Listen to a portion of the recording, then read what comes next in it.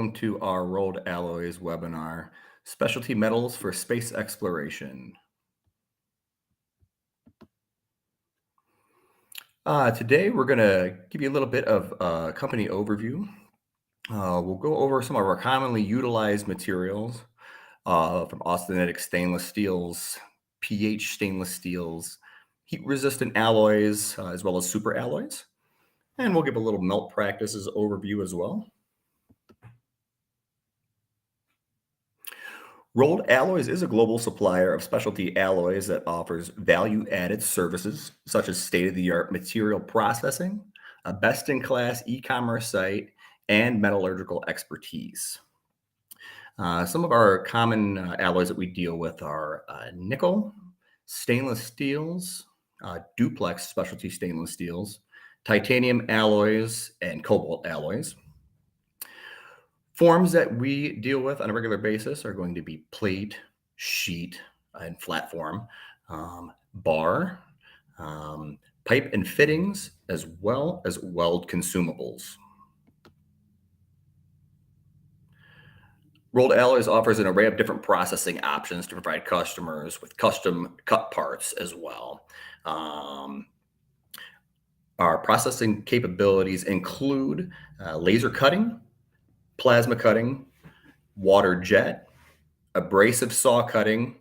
We also offer capabilities such as plate beveling, shear cutting, bar saw cutting, a laser and punch combo, pipe threading, and pipe beveling.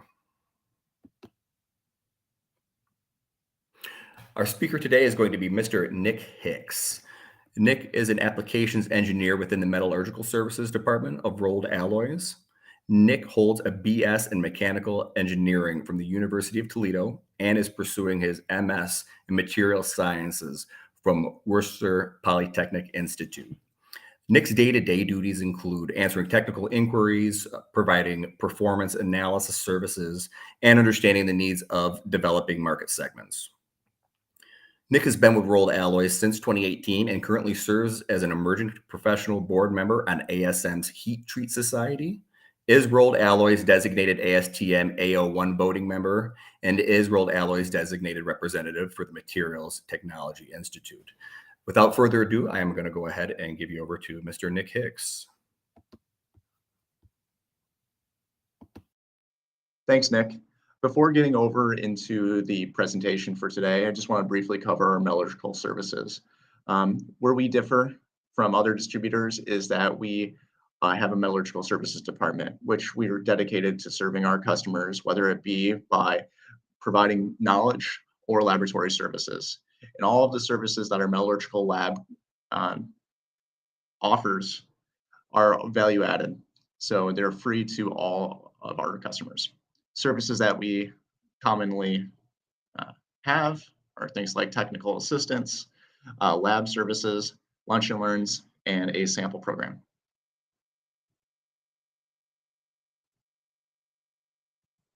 To jump into the commonly utilized materials, I'm going to first start off with austenitic stainless steels. Of all the stainless steels, austenitic stainless steels are by far the most common class of stainless steel.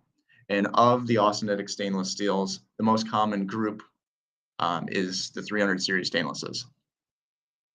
With all the 300 series stainlesses, 304 is by far the most popular.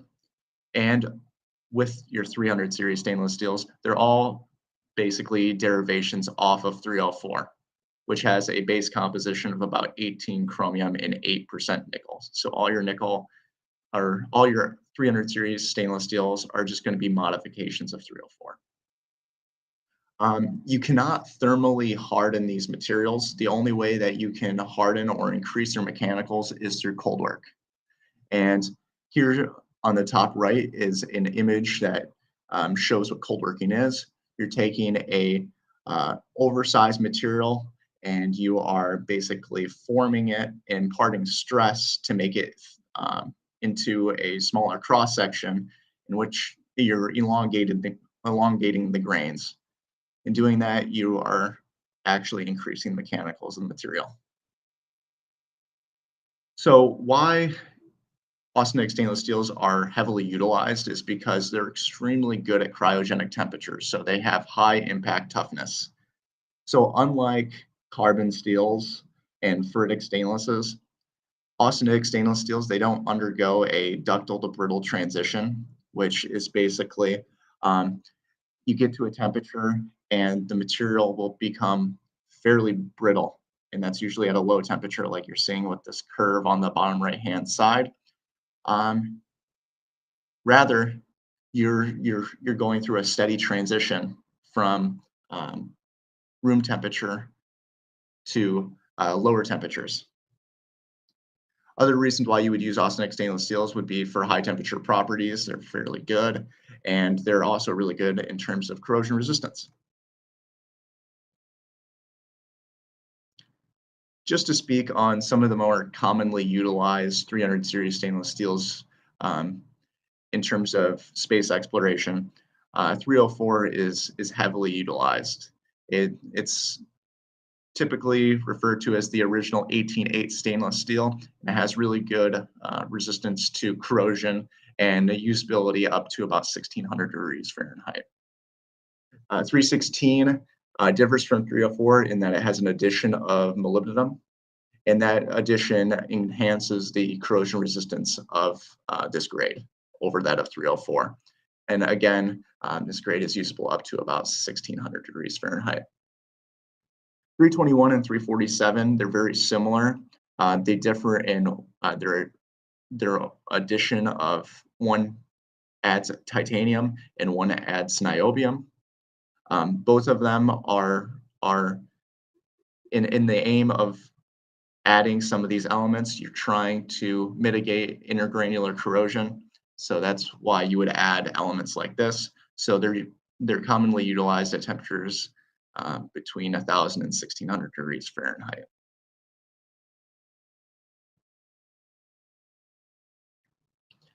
I briefly covered the topics of cold work and low temperature properties, but just to put it into perspective, um, these are just typical or minimum strengths for condition A, which is the annealed condition, condition S, which is slightly cold worked, and then condition B, which is heavily cold worked for 304. You can see that the tensile properties increase with the degree of cold work. When we look at the low temperature properties of 304, you see that we have room temp negative 320 degrees Fahrenheit and negative 425. The impact energy is slightly degraded at lower temperatures, but it's very usable still at this state.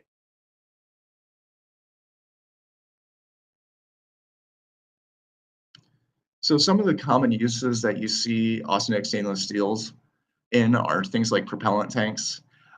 Typically with propellant tanks, they're going to utilize the cold worked variant because of the requirement of high strength. You're seeing or austenitic stainless steels commonly in cryogenic conveyance systems or storage tanks, flexible hosings that require a degree of corrosion resistance, any support brackets, and any other piping fitting in flanges where corrosion or surface finish is critical, that kind of applications.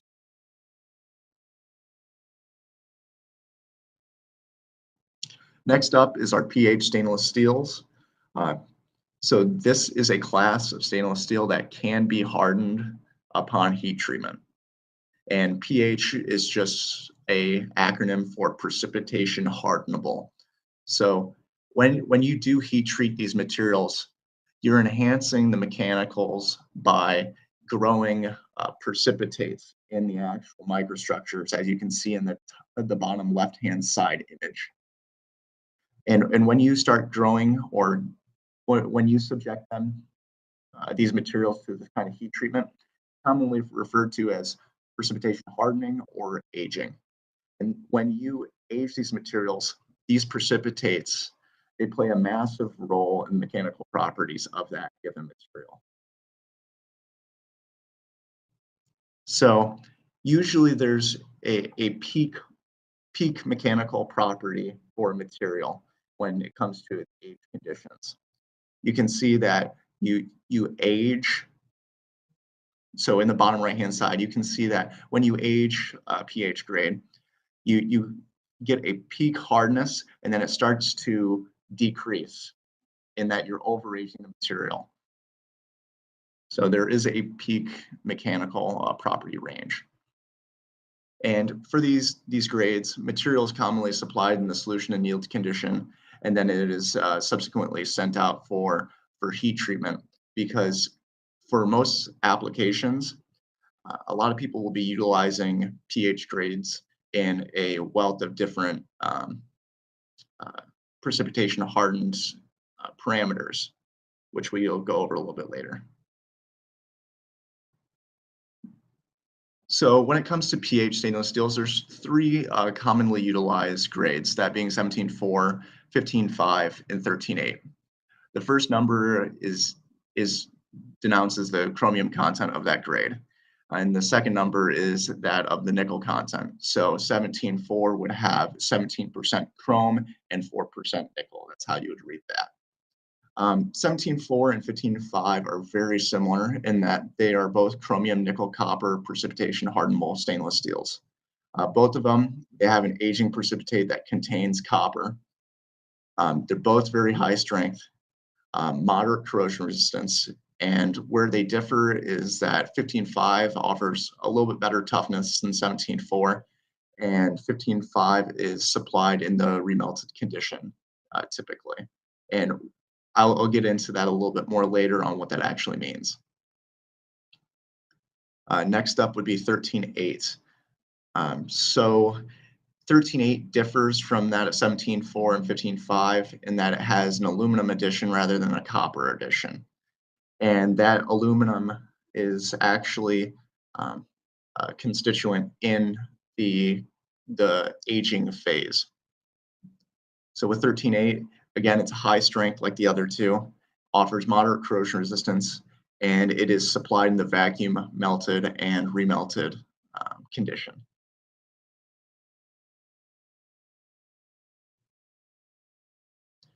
To give a little bit of perspective on the strength differences compared to 304 and the different ways you can actually age some of these materials. You can see 304's typical room temperature tensile properties here. 17.4, the peak aging temperature for 17.4 is the H900 condition. So this will be the hardest you can get, or the highest tensile strength that you can get with 17.4 is when you heat treat it to the H900 condition. H1150 is an overage of the material. Same thing with 15.5 and 13.8, the peak aging temperature is slightly above that of 17.4 and 15.5. That is primarily because of the chemistry differences.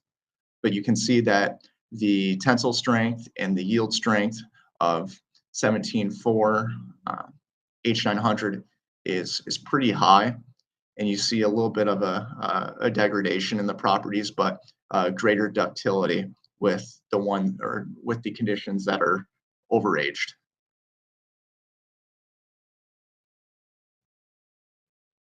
So pH stainless steels are commonly utilized for things like fasteners, bearings, bushings, any high wear surfaces, or anything that requires high strength, but it doesn't require a whole lot of corrosion resistance.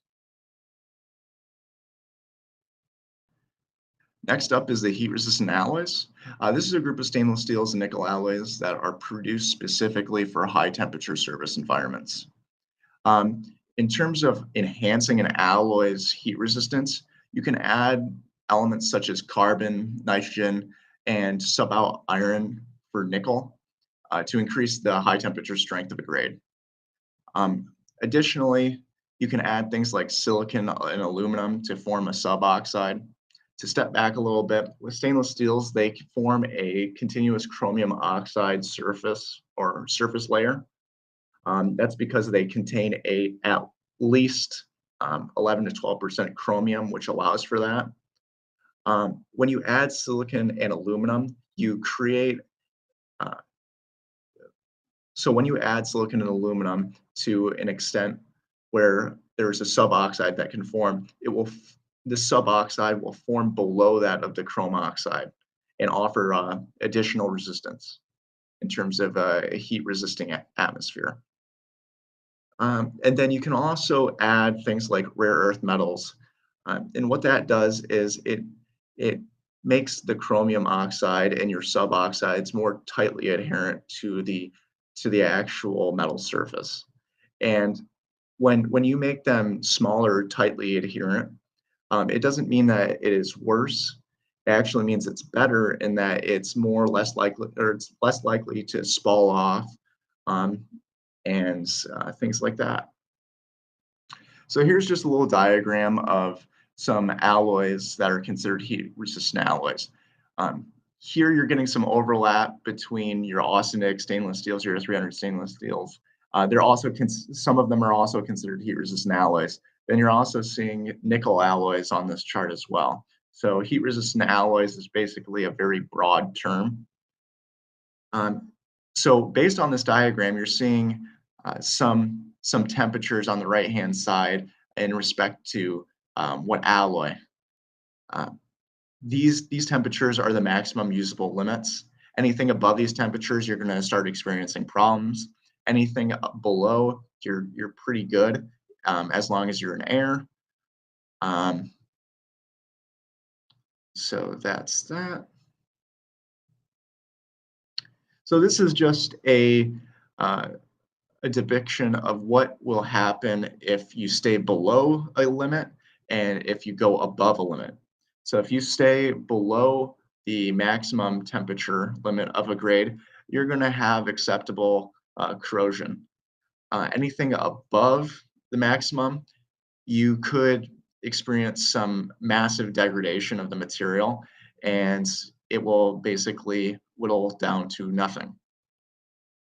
So knowing the maximum usable limit of a grade is very important.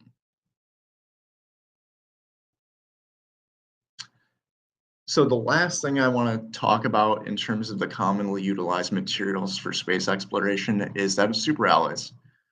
These are typically very complex alloys that are utilized for critical components, and they could require things like high strength.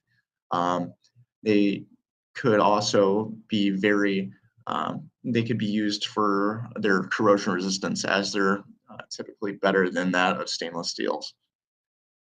So primary types of superalloys would include your nickel-based alloys, your cobalt-based superalloys, and your iron-based superalloys. And depending on the chemistry of your superalloy, they could be either solid solution strengthened, or they could be precipitation hardenable, which is what we discussed earlier when it came to some of the stainless steels being precipitation hardenable. So some of your superalloys can actually be precipitation hardenable as well. So I just brought up a new term here, solid solution strengthened. So what that basically is, it's a strengthening mechanism that is accomplished through just alloying. So that's what solid solution strengthening is. So for very important superalloys that are used commonly in space exploration are things like 625, 718, Alloy X, and 188. So I'm going to go through each one a little bit. 625 is a nickel-based solid solution strengthened alloy, and it's used a lot for its corrosion resistance and its high temperature properties, typically up to about 1800. So it's a very versatile superalloy in that it can deal with a lot of different surface environments. And what is creating the solid solution strengthening is the moly or molybdenum and niobium in the composition of this grade. 718, that is a nickel-based precipitation hardenable alloy, and it exhibits pretty good strength up to about 1400 degrees Fahrenheit in its hardened condition. And when we were talking about precipitation hardening of this grade, the precipitate is primarily niobium and nickel containing. Next up is alloy X. This is like 625 in that it's a nickel-based solid solution strengthened alloy. It has really good corrosion resistance, like that of 625, but it offers a little bit of more high temperature capability in that you can use it up to about 2000 degrees Fahrenheit. Lastly, we have 188, and that is a cobalt-based solid solution strengthened alloy. And that exhibits fairly good high temperature strength as well, up to about 2000 degrees. And with cobalt alloys, you also get good wear resistance. And when it comes to solid solution strengthening of this grade, it is because of the high tungsten content. When you're dealing with uh, cobalt-based superalloys, they're typically better in terms of nickel when compared to nickel-based superalloys for moderate to moderately high temperatures, and then nickel alloys are typically better on the higher end. But this is strictly related to solid solution strengthened superalloys. So, like I did a couple times prior, I'm just going to do a little strength comparison between 304 and 718. Really, there's not a huge comparison, but this is just a showing between how much higher in strength 718 is over something like a traditional stainless steel. At higher temperatures or over increasing temperatures, you can see that 718 depreciates a little bit in terms of its tensile strength, but it doesn't really depreciate all that much.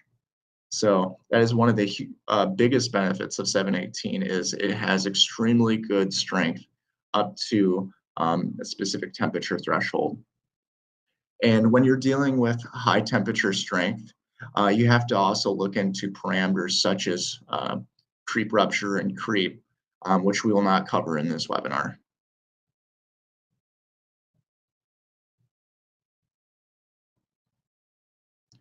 So next up, I just want to talk about superalloys and heat-resistant alloys and their use within the industry.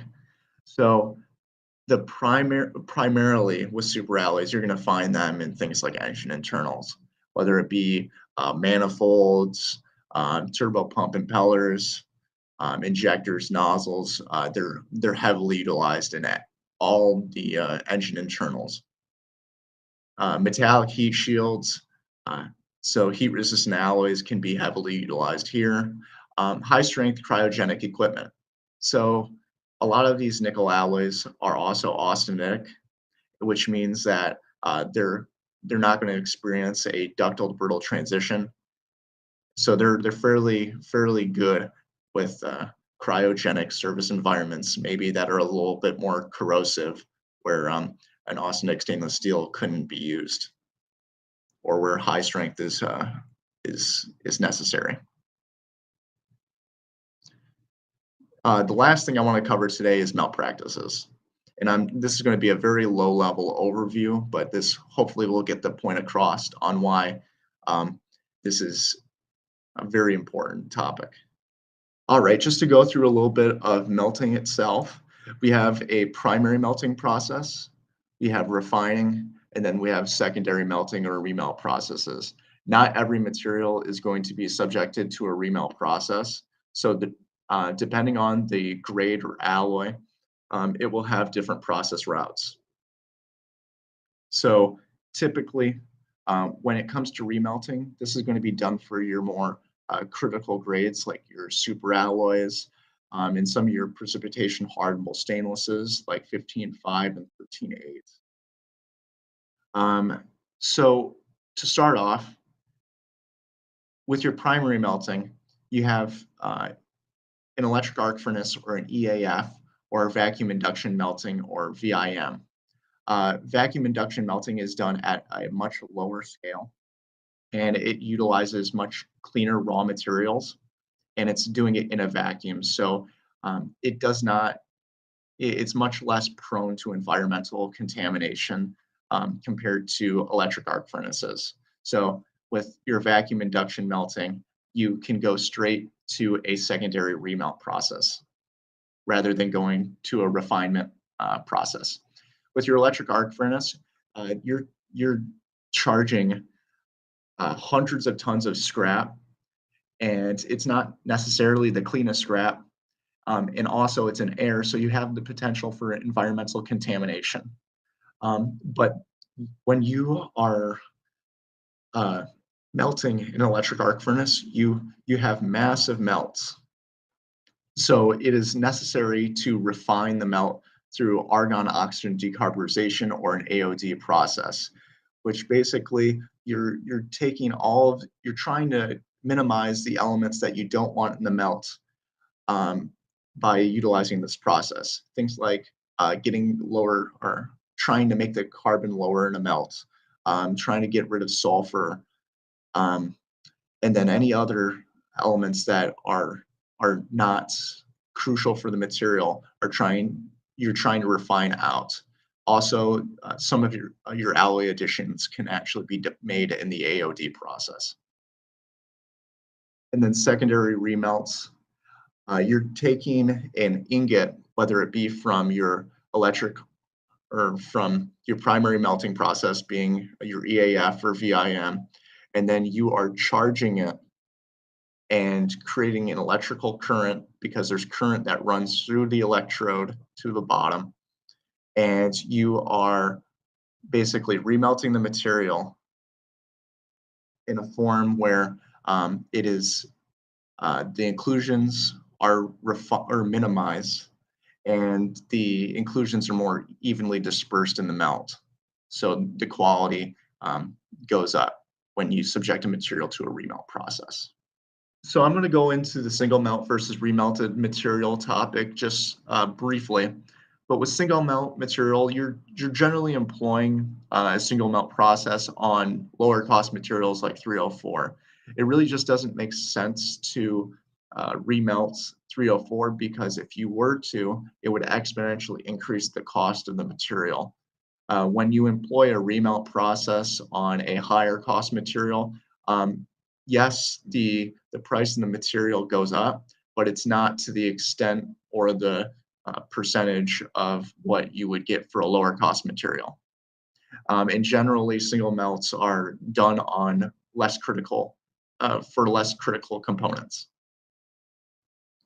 Remelt material is basically done to improve the cleanliness and improve the solidification structure of your material. In doing that, in remelting the material, you have a greater chemical homogeneity, and then you have more uniform mechanical properties due to the improved solidification structure. You're also minimizing the number of non-metallic inclusions in the melt, and any remaining inclusions are more evenly dispersed. Then remelting, like I said, is typically done when the end use is very critical.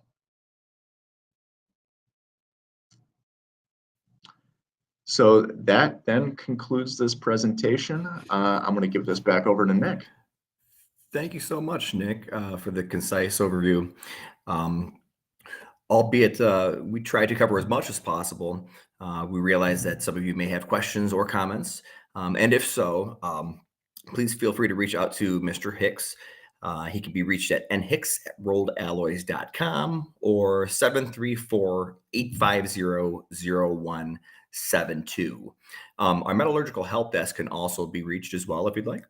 That link is going to be help-tech@rolledalloys.com.